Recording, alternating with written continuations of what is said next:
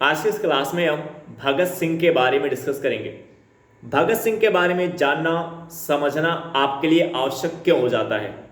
जब आप UPSC, state PCS, IIT, NEET जैसे बड़े एग्जामों की तैयारी करते हैं या आप बड़ा बिजनेस करना चाहते हैं, अपने लाइफ में कुछ बड़ा अचीव करना चाहते हैं, तो आप उसके परिणाम को लेकर के डर जाते हैं, चिंतित हो जाते हैं कि आपको सफलता मिलेगी कि नहीं मिलेगी। और जो आपके अंदर एक डर जनरेट हो जाता है, आपके अंदर जो डर जनरेट हो जाता है, ये आपको गलत स्ट्रैटेजी की तरफ लेकर के जाता है। फॉर एग्जाम्पल, जैसे आप यूपीएससी एग्जाम की तैयारी कर रहे हैं, आपको पता है कि यूपीएससी एग्जाम क्लियर करने के लिए अगर आपने सही तरीके से प्रीवियस ईयर क्वेश्चन पेपर को एनालाइज किया है, तो इट इज क्लियर डैट कि यूपीएससी एग्जाम क्लियर करने के लिए आपकी एनसीईआरटी बेसिक फाउंडेशन के कॉन्सेप्ट ऑफ फैक्ट पे पकड़ बेहतर होनी चाहिए। और प्रीवियस ईयर क्वेश्चन पेपर का मल्टीपल टाइम आपको रिवीजन करना है और सिंगल सोर्स आपको फॉलो करना है, सिंगल सोर्स। और टेस्ट सीरीज और करंट अफेयर्स के लिए भी एक सिंगल सोर्स और इसी का मल्टीपल टाइम रिवीजन। इसी के थ्रू आपको इस एग्जाम में सफलता मिल सकती है। लेकिन आपके अंदर जो डर जनरेट हो गया है कि होगा कि नहीं होगा, ये डर आपको मल्टीपल कोचिंग की तरफ टेंड करा देता है और मल्टीपल सोर्स की तरफ टेंड करा देता है, जिस कारण से आपका फोकस एक पॉइंट पे नहीं बन पाता है। मल्टीपल सोर्स, मल्टीपल कोचिंग में आप 2 से 3 साल, 4 साल तक आप जो अपना समय व्यतीत कर देते हैं। हमने दिल्ली में बहुत से ऐसे बच्चों को देखा है जो एक कोचिंग 1 साल की 1.5 साल का समय दी, दूसरी कोचिंग 3, मतलब वो 5 साल तक, 6 साल तक केवल कोचिंग ही कर रहे हैं।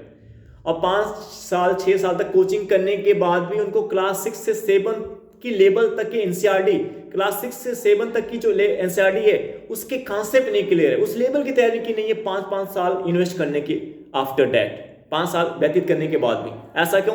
क्योंकि कभी उन्होंने खुद से एफर्ट लगाया नहीं, खुद से सीखने का प्रयास नहीं किया, खुद से जानने का प्रयास नहीं किया। वो इसी डर में कि होगा कि नहीं होगा, तो इस डर के कारण वो मल्टीपल सोर्स, मल्टीपल कोचिंग की तरफ टेंड करके कि इसी से हमें सफलता मिलेगी, इसी मल्टीपल कोचिंग से, इसी कोचिंग से हम सफल हो पाएंगे। और जिस कारण से वो अपनी ओरिजिनल सोर्स एनसीईआरटी पे कभी उन्होंने फोकस ही नहीं किया। तो ये जो डर है, अब आपको ये सीखना है कि आपको भगत सिंह के बारे में जानना क्यों जरूरी है। आप भगत सिंह से सीख सकते हैं कि कैसे आप अपने अंदर से इस डर को निकालें, कैसे आप इस डर को निकाल करके फोकस होकर अपने एग्जाम पे सही तरीके से अपने एक पॉइंट पे फोकस हो जाए। अपने अंदर से इस डर को कैसे निकालें। भगत सिंह को इतनी कम उम्र में, लगभग 24 साल से कम उम्र में भगत सिंह को फांसी दे दी जाती है। इतनी कम उम्र में वो फांसी पे चढ़ने के लिए तैयार है। क्या व्यक्तित्व है, क्या पर्सनालिटी है, आपको इस डेली की क्लास के थ्रू आउट आपको भगत सिंह के बारे में सीखने को मिलेगा, जानने को मिलेगा। तो ये जो पर्सनालिटी है भगत सिंह, अगर आप लाइफ में कुछ बड़ा करना चाहते हैं तो इस पर्सनालिटी को, इस व्यक्तित्व को के बारे में आपको जानना समझना आपके लिए बहुत ही जरूरी है।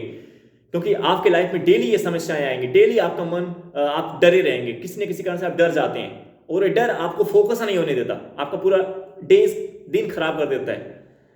तो इसलिए आपको भगत सिंह के बारे में आपको जरूर जानना चाहिए, समझना उनको चाहिए, उनके पर्सनालिटी, उनके व्यक्तित्व को आपको समझना चाहिए, उनको जानना चाहिए, यदि आप बड़े गोल को अचीव करना चाहते हैं तो।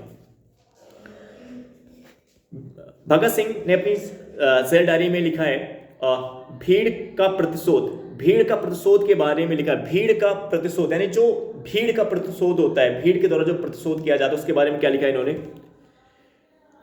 वे इसे उन्हीं सरकारों से सीखते हैं। भीड़ का जो प्रतिशोध है, ये उन्हीं सरकारों से सीखता है। जो भीड़ होती है, जो भीड़ अपना प्रतिशोध दिखाती है, जो भीड़ के द्वारा प्रतिशोध दिखाया जाता है, ये उन्हीं सरकारों से सीखती है जिनके अंतर्गत वे जी रहे होते हैं। जो भीड़ है, भीड़ जो है, जो प्रतिशोध अपना दिखा रही है, ये प्रतिशोध उसने किससे सीखा? भीड़ ने प्रतिशोध करना किससे सीखा? उस सरकार से सीखा, उस गवर्नमेंट से सीखा, उस सरकार से सीख रही है जिसके अंदर वो रह रही है। यानी भीड़ को प्रतिशोध सिखाने वाला कौन है? उसकी सरकार, जिस सरकार में वो रह रही है। ऐसा क्यों?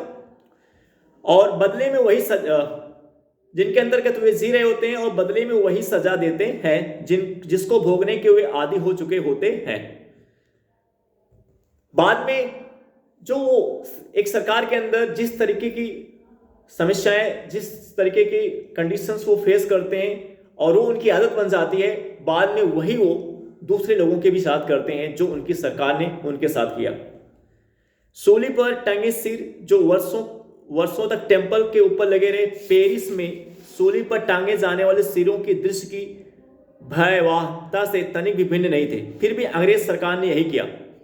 शायद कहा जा सकता है कि इससे आदमी को कोई खास फर्क नहीं पड़ता कि मरने के बाद उसके साथ क्या किया जाता है। जैसे पेरिस में सूली पर जो सिर को काटने के बाद जो पेरिस में सिर को सूली पर लटका दिया जाता है, तो वो कह रहे हैं कि ये दृश्य कितना डेंजरस होता है, देखने में कितना डेंजरस होता है। जो व्यक्ति मर गया है उसको तो फर्क नहीं पड़ने वाला है कि उसके साथ क्या हुआ है। जो व्यक्ति मर गया, जिसके सिर को काट करके वहां पे लटका दिया गया, उसे तो नहीं पता है कि उसके साथ क्या हो रहा है। लेकिन जो जिंदा है, जो जीवित है, उनके ऊपर इसका फर्क पड़ने वाला है, उनके ऊपर इसका प्रभाव पड़ने वाला है, ये उनके ऊपर इंपैक्ट डालेगा। और जैसा ऐसा ही हमारी जो ब्रिटिश सरकार है, ऐसा ही ब्रिटिश सरकार हमारे यहाँ देश भारत में कर रही है, ऐसा ब्रिटिश सरकार भी यही कर रही है। शायद कहा जा सकता है कि इससे आदमी को कोई खास फर्क नहीं पड़ता कि मरने के बाद उसके साथ क्या किया जाता है। जैसे जिस व्यक्ति को फांसी दे दी गई, अब उसके सिर को काट करके लटकाया जा रहा है, तो उसको तो नहीं पता क्या हो रहा है, लेकिन जो जीवित लोग हैं उनके ऊपर तो इसका फर्क पड़ने वाला है, इसका नेगेटिव इंपैक्ट पड़ने वाला है। लेकिन जीवितों को इससे काफी फर्क पड़ता है, लेकिन जो जीवित लोग हैं उनके ऊपर इसका काफी फर्क पड़ता है। इससे उनका जो दिल होता है वो पत्थर हो जाता है, या उनकी मानसिकता क्या है, उनकी जो भावनाएं हैं काफी छीड़ हो जाती हैं। और दोनों ही सूरतों में उन्हें शिक्षित करता है कि जब सत्ता उनके हाथ में आए तो वे कैसे सजा दें। इससे वो क्या सीख पाते हैं? जो लोग जीवित हैं, जो इस तरीके का दृश्य, इस खतरनाक दृश्य को देख रहे हैं, वो उससे क्या शिक्षा प्राप्त करते हैं, उससे वो क्या सीख पाते हैं? वो ये सीख पाते हैं कि जब उनके हाथ में सत्ता आएगी तो कैसे सजा दें। यानी जो सरकार की क्रियाकलाप है, सरकार की जो सजा देने का तरीका है, वो तरीका कौन सीख पा रहे हैं? जो लोग उस सरकार के अंतर्गत रह रहे हैं। यानी वो सरकार से क्या सीख रहे हैं, सरकार से वो क्या शिक्षा प्राप्त, ये शिक्षा प्राप्त कर रहे हैं कि जब सत्ता उनके हाथों में आएगी, वो तो कैसे सजा देंगे, वो उसी तरीके से सजा देंगे जैसे उनकी सरकार दे रही है। तब कुल्हाड़ी, आगे क्या लिखा उन्होंने, तब कुल्हाड़ी से जड़ पर ही प्रहार करो और सरकारों को मानवता सिखा दो। ये उनकी खूंखार सजाएं हैं जो मानव जाति को भ्रष्ट करती हैं। तो मानव जाति को भ्रष्ट करने वाले कौन है? मानव जाति को कौन भ्रष्ट कर रहा है? ये जो सरकार द्वारा जो सजाएं दी जा रही, जो खूंखार सजाएं, भगत सिंह का कहना है कि मानव जाति को भ्रष्ट कौन कर रहा है? मानव जाति को भ्रष्ट करने वाला कौन है? सरकार द्वारा दी गई खूंखार सजाएं। जो सरकार द्वारा खूंखार सजाएं दी जा रही है, सिर को काट करके लटकाया जा रहा है, सूली पे चढ़ाया जा रहा है, ये जो सजाएं दी जा रही हैं, यही मानव जाति को क्या कर रही है? भ्रष्ट करती है। यही मानव जाति को क्या करती है? भ्रष्ट करती है। जन सामान्य के सामने प्रदर्शित इन क्रूर दृश्यों का प्रभाव संवेदनशीलता को खत्म करने या प्रतिशोध भड़काने के रूप में सामने आता है। सरकार द्वारा इस तरीके की क्रियाकलाप, इस तरीके का जो खूंखार सजाएं दी जा रही है, यही प्रतिशोध बढ़ाने के रूप में सामने आता है तथा विवेक के बजाय आतंक के द्वारा लोगों पर शासन करने की इसी निकृष्ट और झूठी धारणा के जरिए मिसाल बनते हैं। यानी जो लोग क्रांतिकारी का रास्ता अपना रहे हैं, जो लोग आतंक का रास्ता अपना रहे हैं, उसके पीछे के लिए जिम्मेदार कौन है? वो सरकार जिम्मेदार है। यानी इनके कहने का मतलब ये है कि जो एक सरकार के अंदर रह करके जो जनता, जो भीड़ है, जो प्रतिशोध की भावना अपना रही है, जो क्रांतिकारी भावना अपना रही है, जो आतंक की भावना अपना रही है, इसके लिए जिम्मेदार कौन है? सरकार की नीति, सरकार की जो पॉलिसी है, सरकार की जो सजा देने का खतरनाक रवैया है, खतरनाक तरीका है, वो तरीका ही उस जनता को जिसके ऊपर वो शासन कर रही है, जिसके ऊपर वो शासन कर रही है, उस जनता के अंदर आतंक की भावना को क्या कर रहा है? पैदा कर रहा है, जनरेट कर रहा है। यानी अगर उस सरकार के भीतर कोई आतंकवादी गतिविधियां कर रहा है, कोई भीड़ प्रतिशोध का रास्ता अपना रही है, तो इसके लिए जिम्मेदार कौन है? उस सरकार जिम्मेदार है। तो अब इससे आप सीख सकते हैं कि ये अगर हम छोटे से परिवार की बात करें, छोटे से परिवार की, तो एक परिवार के अंदर जिसमें आपका पालन पोषण हो रहा है, तो आपका जो माइंड सेट होता है, उस परिवार के जो आपका माइंड सेट होता है, जो आपका दिमाग होता है, वो उसी परिवार के माहौल से सेट होता है। आपका जो माइंड सेट होता है, आपके परिवार का जो माहौल होता है, उसी से सेट होता है। अगर उस परिवार का माहौल जो काफी पॉजिटिव है, तो आपका माइंडसेट भी क्या होगा, काफ़ी पॉजिटिव होगा। यदि आपके परिवार का जो माहौल है काफ़ी निगेटिव है, आपके परिवार में काफ़ी नकारात्मक सोच वाले व्यक्ति हैं, छोटी छोटी सोच वाले व्यक्ति हैं, तो आपका माइंडसेट भी वही हो जाएगा।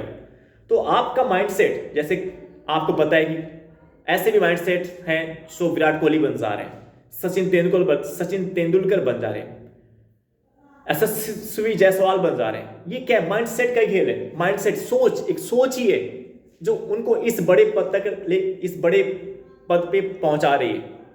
तो एक सोच, आपकी सोच डिसाइड करेगा कि आप किसी बड़े काम में सफल होंगे कि नहीं होंगे। और उस सोच का जो ओरिजिन पॉइंट है वो आपकी फैमिली, आपका परिवार है। तो कहने की आपकी फैमिली भी इसमें एक इंपॉर्टेंट रोल प्ले करती है आपके माइंड सेट में। तो आई होप डेट ये क्लास आपको समझ में आई होगी। अब हम आपसे नेक्स्ट वीडियो में मिलेंगे। Okay, bye.